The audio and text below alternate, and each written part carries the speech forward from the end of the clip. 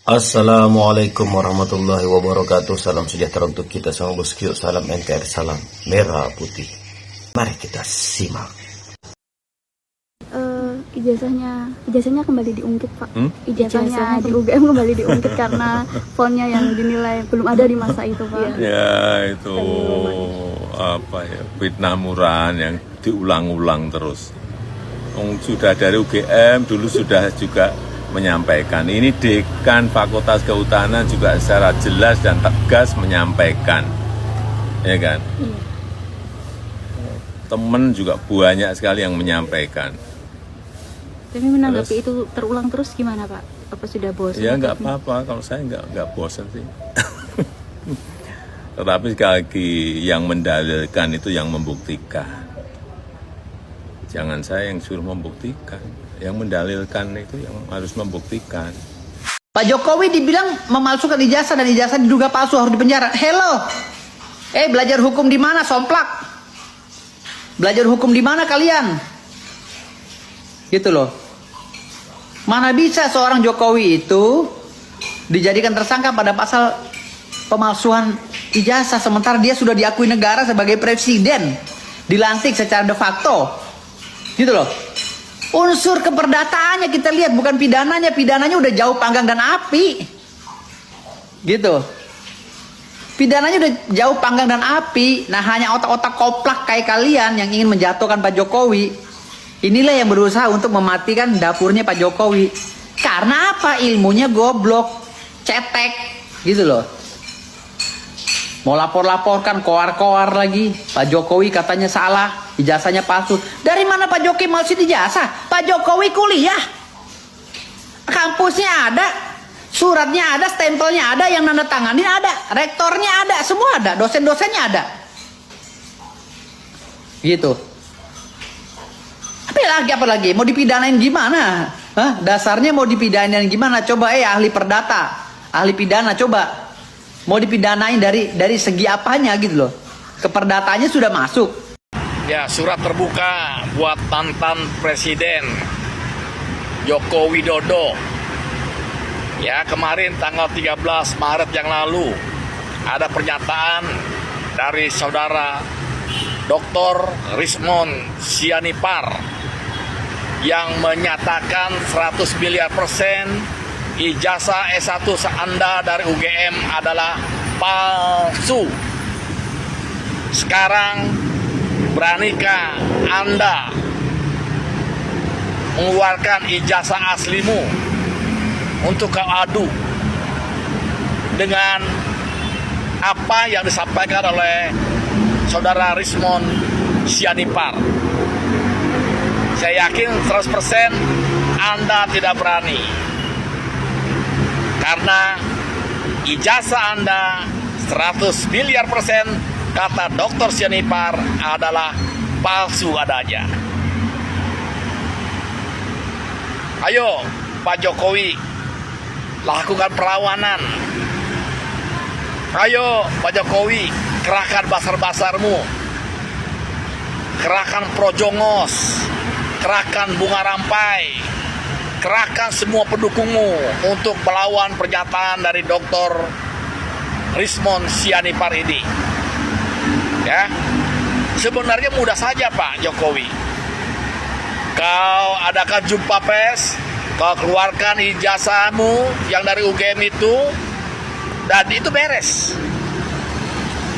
Tapi karena ijazah itu menurut Dr. Sianipar palsu, makanya kau tidak akan pernah berani melakukan itu. Dan sekarang kau merasa orang yang dijalibi. Katanya kau ada batas kesabarannya. Sekarang kerahkan perlawananmu terhadap pernyataan Dr. Sianipar itu. Ayo, lakukan itu. Berani gak Pak Jokowi? Jangan hanya kau bersembunyi di ketiaknya Prabowo.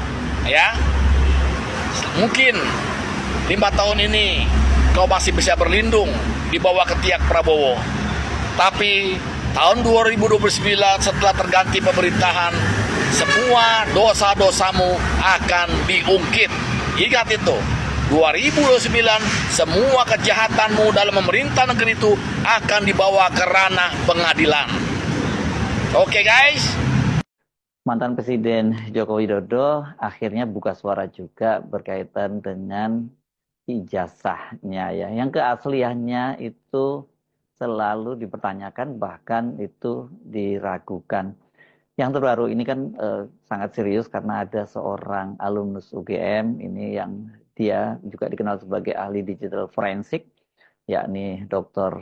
Risman Sianipar, yang menyatakan bahwa 100 miliar persen ijazah Jokowi itu palsu.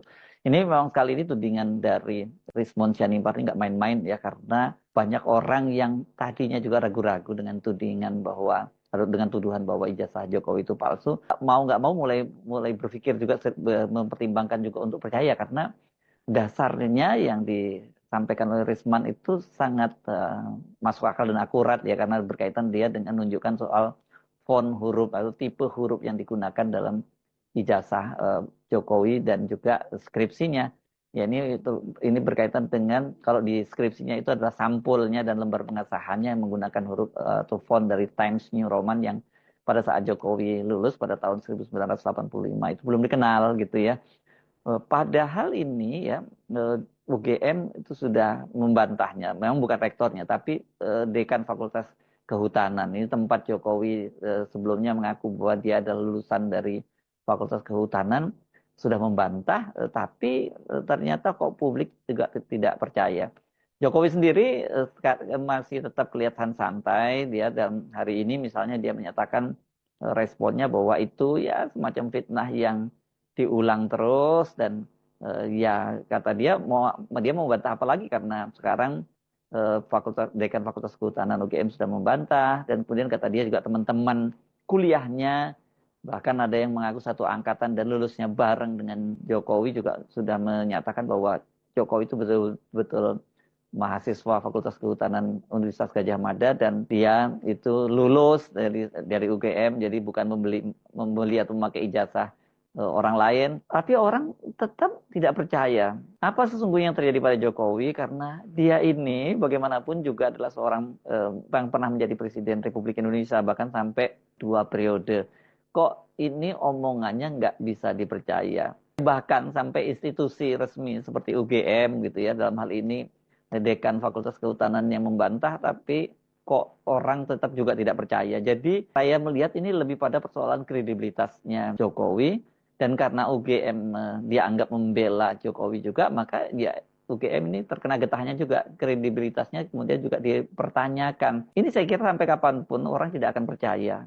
Kalau toh kemudian ternyata Jokowi itu betul, memang dia punya ijazah dari UGM seperti dikatakan oleh Dekan Fakultas Kehutanan UGM dan juga pengakuan teman-teman kuliahnya, orang juga tidak akan percaya, karena itu yang disebut sebagai krisis kredibilitas. Ini kalau dari sisi marketing orang disebut ini sudah brand damage gitu, sebagai produk dia ini produk yang image-nya sudah rusak. Jadi mau diperbaiki seperti apapun ya nggak bisa lagi gitu. Biasanya kalau dalam produk ya produk-produk yang sudah rusak image-nya itu, kalau untuk di rebranding nggak bisa lagi, ya biasanya produknya itu dimatikan, jadi dibuat produk yang baru. Tapi kan ini soal manusia ya, soal Joko Widodo, dan apalagi ini Joko Widodo ini dia masih punya ambisi menjadikan anaknya Gibran Rakabuming menjadi calon presiden pada tahun 2029. Dari sisi marketing politik ini sangat tidak menguntungkan, karena Gibran itu juga mewarisi citra yang rusak itu dari bapaknya. Kebetulan Gibran sendiri juga gayanya nggak berbeda jauh dengan bapaknya, jadi orang sudah skeptis bahwa ya Gibran tuh nggak lebih dari Jokowi KW lah gitu. Jokowi sendiri sudah nggak dipercaya, apalagi kalau Jokowi KW pasti lebih tidak dipercaya lagi. Mengapa itu terjadi? Saya kira tidak boleh Pak Jokowi atau para pendukungnya sekarang marah kepada mereka-mereka yang selalu apapun yang dijelaskan oleh Pak Jokowi, bahkan UGM yang menjelaskan, teman-temannya yang menjelaskan juga tidak percaya, karena ini bukan hanya dari kalangan non-UGM saja. Beberapa tokoh dari UGM itu yang sama-sama lulus dari UGM, itu saja angkatan yang berbeda dengan Jokowi, termasuk mereka yang meragukan keaslian dari ijazahnya Jokowi. Sebutlah nama misalnya yang sangat sering bicara kepada publik, yang sering speak up itu adalah mantan Menpora Roy Suryo. Dia juga lulusan UGM, dia juga meyakini bahwa Pak Jokowi itu ijazahnya palsu. Siapa lagi ya? Mungkin yang sering kalau sering bicara di media sosial itu Dr. Fauzia ya, Fauzia Tiasuma nama lengkapnya. Ini dokter lulusan UGM, dia juga termasuk orang yang meyakini sekali bahwa Jokowi itu bukan lulusan UGM. Dia pernah sekolah di UGM, mungkin rata-rata seperti itu, pernah berkuliah di UGM, tapi mungkin dia tidak lulus, gitulah jalan tengahnya ya, supaya kalau dibilang bahwa Jokowi sama sekali tidak pernah kuliah di UGM juga enggak ya. Tapi dia pernah kuliah di UGM dan tidak tamat, dan kemudian dia menggunakan ijazah orang lain. Jadi ini mainstream cara berpikirnya semacam itu. Mengapa bisa terjadi seperti itu? Saya kira yang saya sebut tadi tidak bisa sepenuhnya disalahkan itu, karena ada tokoh yang cukup kredibel gitu, seperti almarhum Profesor Azumadi Azra yang pernah menjadi ketua Dewan Pers dan juga ini adalah guru besar dari Universitas Islam Negeri Jakarta atau UIN Jakarta. Dia punya rumus baku ketika Pak Jokowi itu bicara, katanya artikan sebaliknya. Atau kalau sekarang anak-anak sekarang lebih banyak menyebutnya, kalau Pak Jokowi bilang kalau Pak Jokowi memberikan sen kanan berarti dia belok kiri. Ini kan udah berat banget ya. Jadi kalau toh betul misalnya ijazahnya Pak Jokowi itu memang asli, tapi ketika yang ngomong itu Pak Jokowi, ya orang tidak akan percaya. Dan yang lebih parah dalam kasus Jokowi itu siapapun yang membela Jokowi, kemudian juga dia tidak akan dipercaya oleh orang lain. Ya ini kan bisa kalau misalnya seperti UGM sebagai sebuah institusi perguruan tinggi yang sangat prestisius, yang selama ini sangat bergengsi, kalau kemudian dia ketularan dampak dari tadi, dampak krisis kredibilitas atau rusaknya image, itu kan juga sangat berbahaya. Nah, mengapa orang kemudian sampai pada kesimpulan itu? Apakah ini hanya sekedar sentimen saja terhadap Pak Jokowi, ketidaksukaan terhadap Jokowi, atau ini mereka bukan pemilih dari Jokowi? Saya kira tidak sepenuhnya betul kalau ada tudingan semacam itu. Karena justru Pak Jokowi sendiri sebenarnya yang punya andil, sehingga mengapa kemudian reputasinya itu, kredibilitasnya itu rusak. Ya, Pak Jokowi memang benar, ini orang yang ketika saya nggak mau terlampau kasar yang menyebutnya, kalau siap apapun yang diomongin Jokowi itu pokoknya jangan dipercaya. Ya maksudnya kalau saya mungkin menggunakan kata yang lebih soft, ya setiap kali ada pernyataan dari Pak Jokowi itu perlu dicek lagi kebenarannya. Dan kemudian kalau kita melakukan cross check, ya kita akan mendapati data-data bahwa memang benar apa yang diomongkan oleh Jokowi itu nggak pernah terbukti, atau apa yang dikatakan oleh Jokowi itu pasti berarti sebaliknya. Ini saya jadi teringat apa ya, kalau pepatah itu kan disebut yang menyatakan begini, sekali lancung ke ujian seumur hidup tidak akan dipercaya. Jadi ketika Anda sudah pernah berbohong, lancung, berbuat lancung, ya seumur hidup orang tidak akan percaya. Sementara pada kasus Jokowi, ya dia berkali-kali melakukan kebohongan semacam itu. Atau kalau Anda mungkin ini generasi yang angkatan saya, generasi lama gitu, yang masih dulu waktu kecilnya suka membaca buku-buku cerita, kan ada hikayat yang berapa kali juga saya sampaikan, hikayat seorang pengembala yang dia mati diterkam oleh serigala. Ini kenapa? Karena dia sering sekali bercanda ketika dia sedang mengembalakan di padang rumput begitu, dan padahal situasinya aman saja, kemudian dia berteriak-teriak ada serigala. Dan kemudian orang kampung itu berdatangan membantu dia, tapi ketika tiba di sana ternyata dia ada serigalanya, dan dia tertawa-tawa karena dia merasa berhasil mengerjai orang-orang kampung itu. Dan ini berulang gitu. Nah, sampai suatu saat ketika betul-betul ada serigala, dan ternyata anak gembala ini tinggal dia sendirian karena ternaknya itu sudah habis dimakan serigala, orang tidak percaya lagi. Dan akhir cerita ini Anda pasti sudah bisa menduga, akhirnya tragis karena dia sendiri yang kemudian diterkam oleh serigala itu. Dalam hal ini sekarang Pak Jokowi diterkam oleh kebohongannya itu sendiri, sehingga setiap kali dia menyatakan bantahan bahwa itu adalah merupakan cerita yang fitnah yang terus berulang, orang akan menganggap bahwa itu bukan fitnah. Coba mari kita mulai inventarisir gitu ya. Apa saja sih kebohongan dari Jokowi yang membuat orang tidak percaya itu? Kalau kita mundur ke belakang, tentu saja kita akan merujuk pada SMK. Ini betul-betul monumen kebohongan dari Jokowi ya. Tapi monumen kebohongan Jokowi ini yang membuat dia kemudian karir politiknya melejit menjadi gubernur di Jakarta dan kemudian terpilih menjadi presiden sampai 2 periode.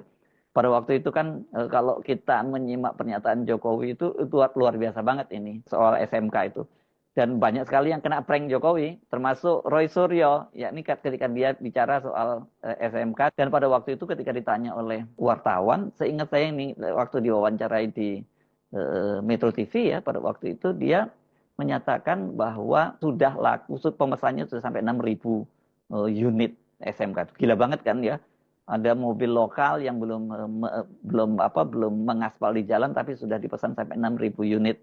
Dan orang seperti Roy Suryo termasuk yang juga ikut memesan gitu, bahkan dari institusi TNI juga ikut memesan SMK.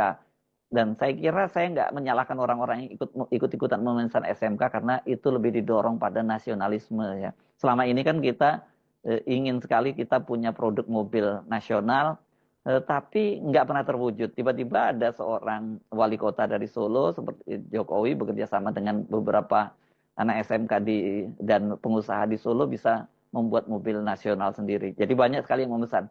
Tapi sampai sekarang pun ternyata kita tidak pernah tahu seperti apa barangnya itu. Ada sih pernah digunakan oleh Jokowi pada waktu itu, dia kendarai dari Solo ke Jakarta. Tapi pada waktu itu dengan alasan belum lolos uji emisi, itu kan tidak dilanjutkan produksinya. Walaupun sebenarnya kalau toh katakanlah waktu itu lulus uji emisi, mungkin ya memang tidak ada produksinya karena memang belum siap mereka memproduksi mobil SMK itu. Tapi Jokowi sudah keburu duluan menjadikan dagangan politiknya. Dari sisi SMK-nya produknya gagal, tapi dari sisi dagangan politiknya berhasil. Karena ya, seperti saya sebutkan tadi kan kemudian karir politik Jokowi tidak tertahankan. Dia menjadi gubernur di Jakarta dan kemudian terpilih menjadi presiden. Di Jakarta, apa sih yang kita catat sebagai ucapan bohong, atau mungkin tempatnya ini bukan ucapan bohong ya, mungkin ini adalah omong besar dari Jokowi yang dia menyatakan pada waktu itu ketika Jakarta dilanda banjir, menurut dia Kalian di kolom komentar. Assalamualaikum warahmatullahi wabarakatuh.